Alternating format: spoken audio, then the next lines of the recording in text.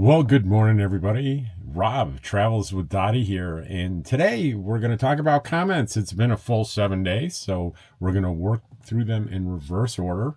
And I'm going to kind of cherry pick the ones where I think I might have some kind of comment, or it's a little random. So if I don't pick your comment, it's not personal. It's okay. So the first one is I've done this series of videos that tours from the local museum, which I've become very involved in. I'm now volunteering there. I'm there Saturday afternoons. Every Saturday afternoon, I'm the guy behind the counter and the guy that greets you when you come in on Saturday. So if you'd like to meet me and you're in the area of the village of Eagle Nest in northern New Mexico, feel free to drop by. The hours vary, but you stand about 100% chance of catching me between noon and 3. Otherwise, the hours vary. Sometimes it'll be noon to 6, 11 to 5, 10 to 4, depending on the schedule. So, and that's not a published thing. That's a flexible thing. Anyway, I didn't want to tell people hours where I might not be there, but I said the overlapping hours for every possible schedule would be noon to 3. Take the chance coming later, but I might not be there. Anyway, I agreed to film all of the tours that were being given this summer out. And I've got the last one I'm doing today on local ranches. And I've got to get through this because I've got to get going, get in the car, and get the heck over there. And these aren't videos that are going to get thousands of views. The first part of each one is generally a lecture by a guy named Jack Schweitzer, a local figure here who is I consider him a history expert. And the latter part is the field trip. And they're very long. In some cases, I had to break them into 2 videos. Here, I'll say this, that a lot of my frequent commenters are big fans of these kind of videos. They like the history. They like the lecture. Jack's an entertaining lecturer. And Joe McIntosh had this comment, and it's fairly typical of the positive comments. These museum videos you've been doing, I find fascinating. Cool to learn bad guy, good guy history. I went to school in Globe, Arizona, where there's huge history from the past. Fascinating to me. So low views, but high enjoyment. And that's what I like. Here's another one. Ghost towns and RV life exploring Elizabethtown, New Mexico, which is kind of a ghost town here. And Clane 1700 says, great video. Say hello to Marty. I will. Marty's the owner of the RV park here. So the woman who's so gracious to me and allowing me to park next door to the RV park. She's such a sweet lady. I've missed my stays at her RV park. Kristen Stanley. And what I'm going to do is I'm going to take a picture of that and make sure that I say something to Marty the next time I see her. So I'll take care of that. A positive news video, number 475, a child's significant kindness. And Nomadic artist, who's a very frequent commenter, said, kindness is the way. And I agree. More on ghost towns and RV life. Pete Diaz says, I love history. That was an excellent presentation in the area by your friend. Hope there is a part 3. Not a part 3, but another tour. Not one today. Today I released the 4th of July celebration here in town. I think that was kind of neat and entertaining. Let's see. Naj says, hey, Rob, great video on learning to cast fly fishing for RVers and retirees, part 2. And that's, again, another museum series. Hi, Rob. Great video. I wish I could be there in person so I can get good instructions. I learned a lot. Thanks. Big hug to Dottie and George. And then the part 1 of that is fly fishing and full-time RV life, a timeless hobby. Patty Carreta says, I love all these local videos. Great job, Rob. I look forward to catching up on viewing all of these videos. And then on the ghost towns, my old friend Ken Gray says, fantastic field trip. And then he also comments on RV in the Wild West, outlaws, bummers, and vigilantes in Eagle Nest. Another presentation. Ken Gray says, great history lesson. Virginia Hankey says, loving the historical focus lately. These comments are giving me a lot of encouragement. I was a little worried about, are these historical lecture videos and field trips? Am I straying off from my core audience too much? And am I gonna lose followers? And the answer is no. I think that the people that are regular viewers, and in particular regular commenters, I think we share some sensibilities. I really do. And so if I find it interesting, chances are a good proportion of you are going to find it interesting. And I find that makes me very, very happy. I know the fly fishing, full-time RV, Naj says, I love fishing, but I have not fly fished. I always wanted to. Wish I could have been there in person to learn how to fly fish. Thanks for sharing this with us. Big hug to Dottie and George. One of the things that, in part 2, we go to the town park, and an instructor actually instructs people on the cast. And he said, there's so many fancy things and none of it matters. None of it matters. Most fish are caught within like 20 feet of where you're standing, and if you're holding a 9-foot pole, you're already halfway there before you put the line in the water. So you can just kind of throw that line out there. You don't need to be fancy. You don't need to be an expert. So that's I thought that was pretty cool. Learn to cast fly fishing for RVers and retirees, part 2. Ken says good demo. Let's see, fly fishing. Again, Shauna Lee Lang says, refreshing to see what a passion this hobby can be. Thanks for sharing. When he did, you'd think, oh my gosh, I'm going to fall asleep on a lecture on the history of fly fishing. I thought maybe it wouldn't be that exciting until he started the lecture with the origin of fly fishing was in the Roman Empire. I'm like, what? Now I'm here. Now I'm listening. It's fascinating. It really is.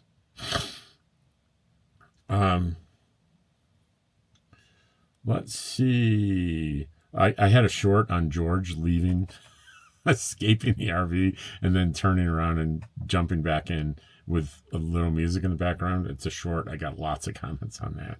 I'm not going to read them. I mean, it's just people thinking it's amusing and cute, which it was.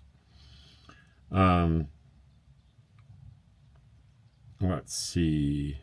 Denny, my buddy Denny says on the full-time RV fly fishing, very neat literature, very interesting. This is a new person, says, hey there. He says his name is Wayne. I was just noticing there's an electric bike right there that's blue. There's one of those bikes that's spelled electric, like Lectric, correct? And if it is, do you like it? Does it break all the time, or is it a good bike? By the way, man, I love the cat and dog. And yeah, it's a electric starting with an L e-bike. They're out of Phoenix, Arizona. And this one is the light LITE model, which means it's the lightest one they make, a folding bike. It's like, without the battery, it's like 43 pounds or something. It's ridiculously light. And that's why I have this model.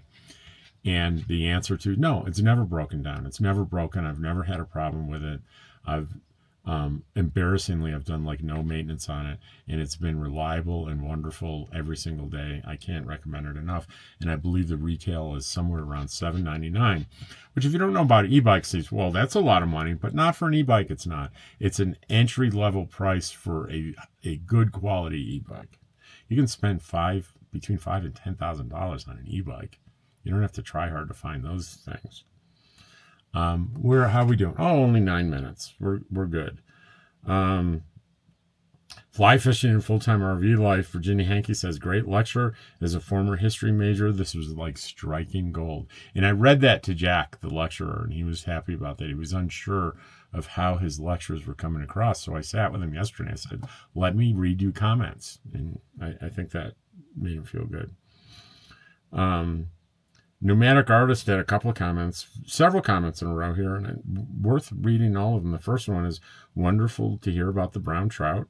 And I wish I could remember what Jack said about the brown trout. Making a comeback maybe in the area. And then Nomadic Artist said, Henry Ford was responsible for creating the middle class. Yes. And why do we have that on fly fishing? Because it was part of the history. one of the great booms to fly fishing was access to transportation, and that by the 1930s, it was common for a family to have a car. So it was a way to get out there into nature. Ironically, mechanization and technology help people connect more to nature, in particular people that were gathering more in urban areas post-industrial revolution. And Henry Ford made the first mass-produced affordable car, and also really invented the 5-day, 40-hour work week, because he paid people well, and he wanted people to be able to use their cars and enjoy their life. And that is often attributable to the birth of the middle class.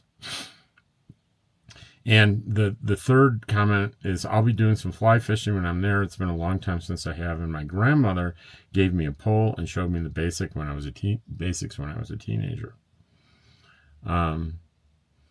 Famous Unknown says, excellent, enjoy all your videos, but this is a nice change of pace.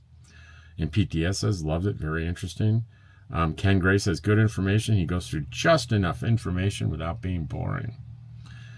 Terrell says, interesting. I'm an old bait caster and spinning rod fisherman.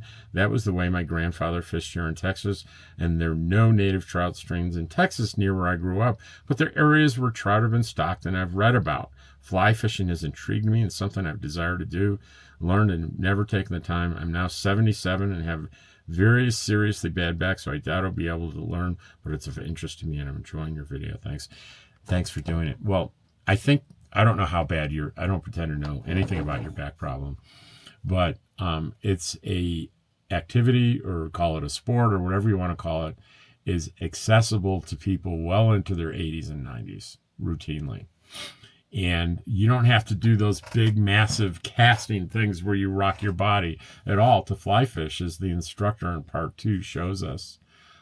Especially with these, what they call close-in stream fishing, like we have here up in the Cimarron Canyon, where there are lots of bushes and trees, and the river's narrow. You try one of those big casts, it's going to get hooked up in a tree behind you. You can't do that, so you have to be out in front of you and kind of flip it out there in maybe an awkward way. But you know what's important? That the line and the fly gets out there. That's all that matters. The fish doesn't care that you have a lousy casting posture. They don't care. If the fly's presented in the right place at the right time, it's going to hit the fly. And if you have enough slack in so you can set that hook, you're golden. You're going to catch them. And why do I say that? Well, if you haven't seen the video, you may not know this. But as soon as a trout eats one of those artificial flies, it does something very simple. It goes, it spits it out, because it knows instantly this isn't real food. So you have to be quick with setting that hook. So anyway, and fly fishing, am I a big fly fisherman? No, I'm not a big one. I don't even have my fly fishing equipment anymore. I left it all at my brother's house in North Idaho. But my father was a serious fly fisherman. Hence, take a look at this. I'm going to show you a picture, one of my favorite pictures of my dad. And my older brother is also a fly fisherman. And he's quite the expert. I think he's exceeded where my father went with it. So it's in my blood. It's in my history. But here's why I thought these couple of videos are so important to retirees, and in particular RV retirees. It's a hobby and a thing to keep you engaged and happy that you can do well into your, as I said, your 80s and 90s. And people that get into it have a lot of fun doing it. It is just, it can be a blast. And it can divert you if you're experiencing problems. Anybody out there experiencing problems? Anybody out there occasionally experience problems? Well, it's impossible to successfully fly fish. And by what I mean successfully is not catching fish. It's keeping line and fly in the water and out of the trees. It's impossible to do that and think about your problems at the same time. Because guess what happens when you're fly fishing and you forget and you think about your problem, it all falls apart. It takes very basic focused concentration. And it's almost, don't tell anybody, it's a form of meditation for many, many people. Yeah, it is. All right, how are we doing on time? 15 minutes. Eagle Nest Museum, I did a short on that, on a little miniature that someone donated to me, a miniature of the interior of a cabin. I think it's wonderful, and Nas has so much detail, so cute. You can see the love they put into it. A man did this thing for his granddaughter. It's a beautiful, beautiful piece in the museum. Quartzite secrets for RVers, 5 insider tips to save big in 2025. In the summers, I like to do sort of preliminary quartzite pieces for people that are considering and thinking, well, I'm going to go to quartzite this year. I give informational videos based on my personal experience going there several years in a row. Nash says, hi, Rob, great video. Good advice on the queue. Thanks for sharing this. I'm learning for when I will be able to go on the road. Big hugs. Shauna Lee Lang, these are all on the same video. Thanks for the prior video, which also mentioned the need to prepare one's patience with January crowds. Also, I fought using the McDonald's app for a long time. Big mistake. I now pay me $1.50 for a medium Coke and large fry. No more $17 fast meals. That was one of my big tips. I mean, people in Quartzsite go to Quartzsite, and the number one complaint I hear is, I went to McDonald's and got like a number 2 supersized meal, and it cost me $17. What the hell is going on? Well, McDonald's prices are different depending on where you go. Are they high in Quartzsite? Heck yes.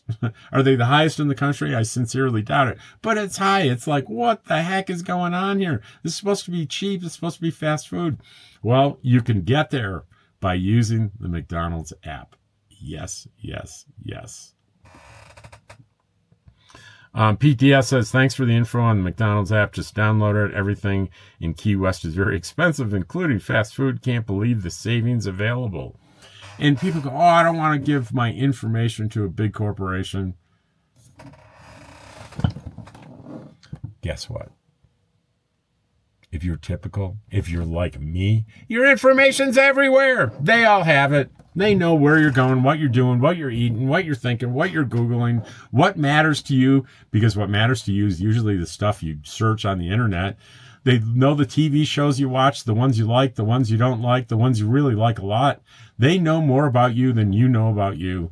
And that's it in the age of technology. I don't see us being saved from that at all.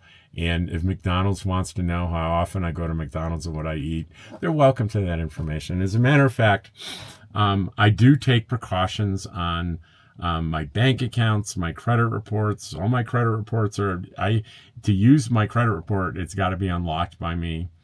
There is multiple layers of security to get into my bank accounts. I want to protect myself from fraud.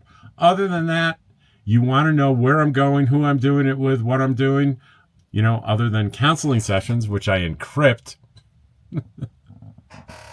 That's a big deal. But my personal life, follow me around with a camera. I don't care. I do nothing that I'm ashamed of. Nothing. It's another way of being free. We're coming up close to that 20-minute mark. That's enough on Quartzsite thing. Nomadic Artist says, when I showed the short of the miniature, says, makes me want to make something for the museum. That would be great. When you come up here, and it sounds like you're going to come up here, go through the museum, see what kind of displays they have, and they'll take anything interesting they'll take. It doesn't have to be directly related to the area, although most of it is, but not every display is. Let's see, lots of things on Quartzsite videos. Let's see. I'm not going to read all these. Let's get out of the, it's like there are 50, 60 comments on the Quartzsite stuff. Um, I did a short on best smash burger ever. Here, there's in town in Eagle Nest. There's a little the Rose of Taos. It's a gift shop, and it's a very nice place, nice merchandise, nice lady. Nothing really extraordinary. It's a nice gift shop in a nice little town. Yet her I think her children or grandchildren, I'm not sure which, have a food trailer out in front in her parking lot.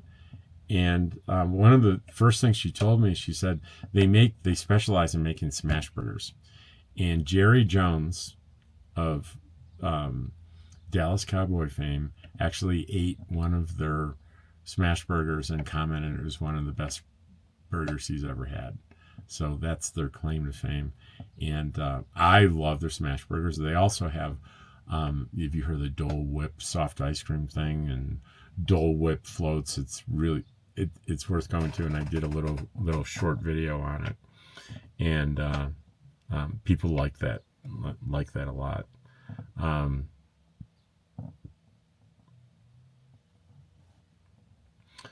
From Eagle Nest to Angel Fire, RV errands, and propane trouble. Shauna Lee Lang, and I'm going to read the video, then I'll explain the context. I had to look her up. Nev. She's only in a partnership. There's still hope. Ha, another wonderful video, Rob. I don't know how I got on the topic, but I said something. Maybe it was I was referring to a movie, and it made me think of the actress Nev Campbell.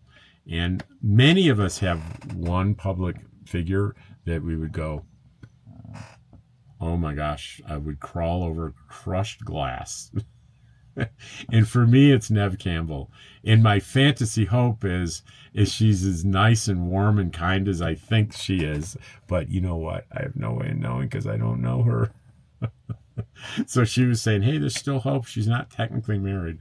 Well, whether you call it a partnership or a marriage, I think they're taken. And even if they weren't, can you imagine a famous movie star saying, hey, I think I want a life with that 65-year-old retired guy that travels around in a little 21-foot trailer. That would be funny.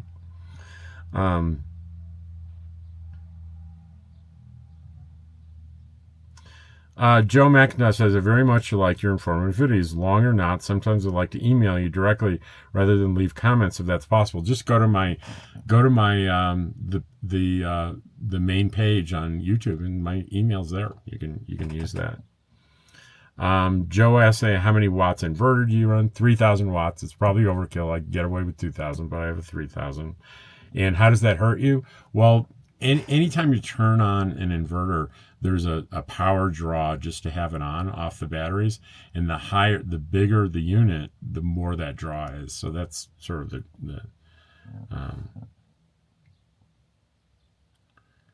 and you know what? We're at 23 minutes, so we're going to call it. We're going to call it. And thanks for hanging in with me and watching my comment video. I hope you enjoyed it. And if you're not making comments and you think maybe I'd like to, please do. I love reading the comments. I acknowledge them almost immediately, which means I read every one of them. I don't answer a lot of them online, but I answer a lot of them on these videos that I do about once a week.